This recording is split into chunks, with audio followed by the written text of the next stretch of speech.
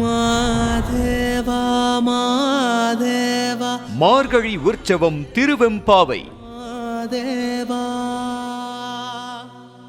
செங்கள் அவன் பார் திசை முகன் பார் தேவர்கள் பார் செங்கள் அவன் பார் திசை முகன் பார் தேவர்கள் பார் எங்கும் இலாததோர் இன்பம் நம் பலதா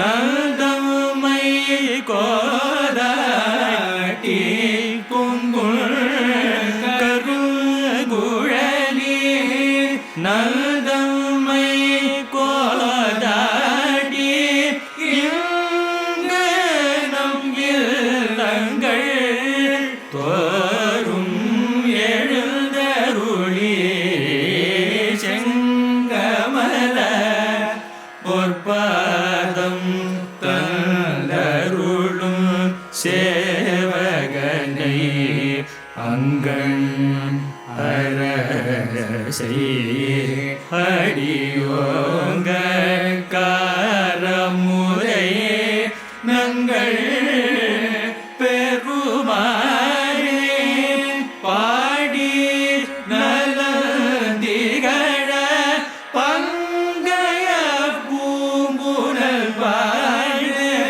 ஆடேரோ